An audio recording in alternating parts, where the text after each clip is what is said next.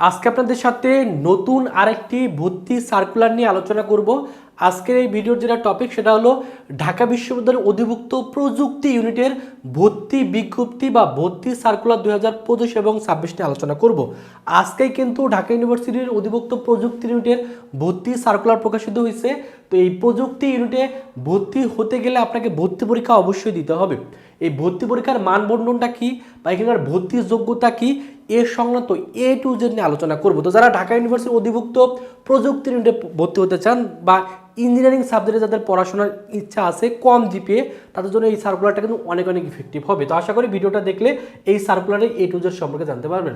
সর্বপ্রথম যদি আলোচনা করি, ঢাকা বিশ্ববিদ্যালয়ের অধিভুক্ত প্রযুক্তি ইউনিটের আবেদন যোগ্যতা হলো এসএসসি 2020, 21, 22 বা 23 শিক্ষার্থী হলে আপনি আবেদন করতে পারবেন। তবে এইচএসসি 2025 ব্যাচের শিক্ষার্থী হতে হবে। তার মানে সেকেন্ড টাইমের শিক্ষার্থীরা এখানে পরীক্ষা দিতে পারবেন না, শুধুমাত্র যারা ফার্স্ট টাইমের শিক্ষার্থী তারা পরীক্ষা দিতে পারবেন। এবং জিপিএ যোগ্যতা এসএসসিতে 3 পয়েন্ট, এইচএসসিতে 3 পয়েন্ট, টোটাল 6.50 হলে আপনি আবেদন করতে পারবেন। তার মানে এখানে কিন্তু অনেক কম জিপিএ নিয়ে আপনি আবেদন করতে পারবেন এবং এখানে কিন্তু আপনি ইঞ্জিনিয়ারিং সাবজেক্টগুলো নিয়ে পড়াশোনা আপনার সুবিধা থাকবে।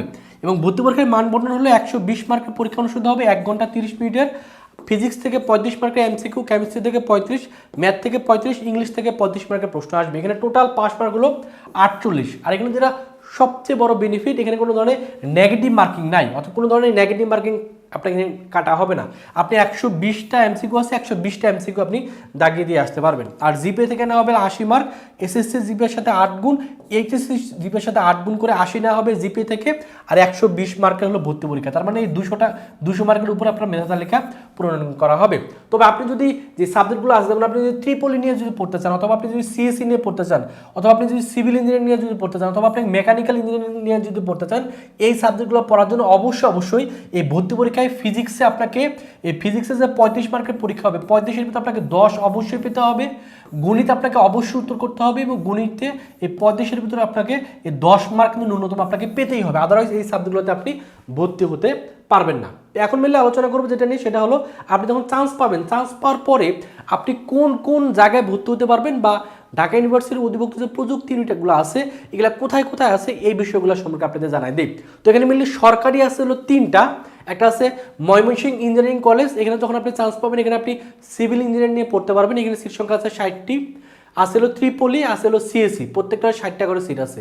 তারপর আছে ফরিদপুর ইঞ্জিনিয়ারিং কলেজ, এটা কিন্তু সরকারি, এখানে আছে সিভিল ইঞ্জিনিয়ারিং, আছে হলো ত্রিপলি, আছে হলো সিএসসি, এখানে প্রত্যেকটাতে 60টা করে সিট আছে। বরিশাল ইঞ্জিনিয়ারিং কলেজ, এটা কিন্তু সরকারি, এখানে আছে সিভিল ইঞ্জিনিয়ারিং আর আছে হলো ত্রিপলি, এখানে 60টা করে সিট আছে। তো এগুলো হলো সরকারি। তো সকলেই কিন্তু গভর্নমেন্ট বা সরকারিতে পড়ার ইচ্ছা থাকে, তো এই জন্য আপনি ভালো করে পরীক্ষা দিলে এই সরকারিগুলোতে আপনি চান্স পাওয়ার সুযোগ পাবেন এবং কম জিপি নিয়ে পরীক্ষা দিতে পারতেছেন এবং ইঞ্জিনিয়ারিং সাবজেক্টে কিন্তু পড়ার আপনার স্বপ্নটা কিন্তু পূর্ণ হচ্ছে। এবং এগুলো কিন্তু ঢাকা ইউনিভার্সিটির অধিভুক্ত কলেজ। আর বেসরকারি আছে হলো, বেসরকারি এখানে 1টা 2টা 3টা বেসরকারি আছে এবং বেসরকারিগুলোতে কি কি সিট আছে এখানে উল্লেখ করে দেওয়া আছে, আশা করি দেখলে বুঝতে পারবেন। তার মানে সরকারি এবং বেসরকারি মিলে টোটাল এই 1460 জন শিক্ষার্থী চান্স পাওয়ার সুযোগ পাবে। তবে সরকারিতে টোটাল 480টার মতো সিট আছে, সো চেষ্টা করবেন সরকারিতে চান্স পাওয়ার জন্য। আর সরকারিতে যদি চান্স না পান সেক্ষেত্রে আপনি বেসরকারিতে ভর্তি হওয়ার সুযোগ পাবেন। এবং এখানে পরীক্ষা দেওয়ার জন্য অবশ্যই আপনাকে ভালো করে প্রস্তুতি নিতে হবে, কারণ এখানেও কিন্তু প্রচুর পরিমাণে কম্পিটিশন হয়। তো যারা যাচ্ছেন শেষ মুহূর্তে ঢাকা বিশ্ববিদ্যালয় অধিভুক্ত প্রযুক্তি ইউনিটের প্রস্তুতি না, তারা চাইলে ভার্সিটি কক গুচ্ছ টার্গেট কোর্সে ভর্তি হতে পারেন। এখানে ভর্তি হলে আপনার শতভাগ প্রস্তুতি কিন্তু প্রযুক্তি ইউনিটের জন্য হয়ে যাবে। এবং এখানে ভর্তি হলে আপনার কোর্স ফি হলো যদিও 2000 টাকা, তবে শেষ মুহূর্তে আমরা 1000 টাকায় ভর্তি নিচ্ছি।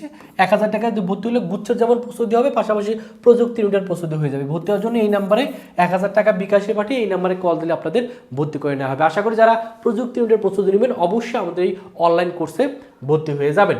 এখন মিলে আলোচনা করতে আবেদন কবে থেকে শুরু হচ্ছে। আবেদন কিন্তু অলরেডি শুরু হয়ে গেছে। আপনার 14 জানুয়ারি থেকে 28 ফেব্রুয়ারি পর্যন্ত আপনি আবেদন করতে পারবেন। আবেদন ফি হলো 850 টাকা। আবেদন করতে হবে এই যে ওয়েবসাইটটা আছে, এই ওয়েবসাইটের মাধ্যমে। আর ভর্তি পরীক্ষা অনুষ্ঠিত হবে এপ্রিলের 4 তারিখে 11টা থেকে 12টা 30 পর্যন্ত। আর কেন্দ্র কিন্তু শুধু ঢাকায় পড়বে, ঢাকায় এসে আপনাকে পরীক্ষা দিতে হবে। তো যেহেতু এখানে পরীক্ষা দিতে হবে, চান্স পেতে হবে, এর জন্য অবশ্যই আমাদের কোর্সে ভর্তি হয়ে যান। আমাদের এক্সাম ব্যাচও আছে, এক্সাম ব্যাচের কোর্স ফি 500 টাকা। ভর্তি হওয়ার জন্য এই নাম্বারেই 500 টাকা বিকাশ সেবাটি এই নাম্বারে কল দিলে হলে ভর্তি করে নেওয়া হবে। আর এখানে চান্স পাওয়ার জন্য অবশ্যই আপনাকে ম্যাথ এবং ফিজিক্সের স্ট্রং প্রিপারেশন নিতে হবে। কেমিস্ট্রির জন্য আমাদের ক্লাসগুলো করলে হয়ে যাবে। ম্যাথের জন্য এখানে ম্যাথ কিন্তু আপনাকে অবশ্যই উত্তর করতে হবে। আর ম্যাথের জন্য আমাদের ক্লাসগুলো করলে আমার যে 1000 টাকার কোর্স আছে এই কোর্সে ভর্তি হলে ম্যাথের ক্লাসগুলো করবেন, ফিজিক্সের ক্লাস করবেন, কেমিস্ট্রির ক্লাস করবেন, শতভাগ প্রস্তুতি হয়ে যাবে। আর ইংলিশের জন্য প্রিভিয়াস ইয়ারে আপনার প্রযুক্তি ইউনিটের যে কোশ্চেনগুলো আসছে সেগুলো যদি সলভ করে যান আপনি শতভাগ কমন পেয়ে যাবেন। তো এই হলো ঢাকা ইউনিভার্সিটির প্রযুক্তি ইউনিটের সকল তথ্য আপনাদের জানাই দিলাম। অবশ্যই ভালো করে পড়াশোনা করেন, এখানে কিন্তু কম্পিটিশন হবে। কম্পিটিশন টিকতে গেলে প্রস্তুতি ভালো করে নিতে হবে। তো আশা করি আপনারা প্রস্তুতি ভালো করে নেবেন, গোছানো একটা প্রিপারেশন নেবেন। সকলে ভালো থাকবেন, সুস্থ থাকবেন। আল্লাহ হাফেজ।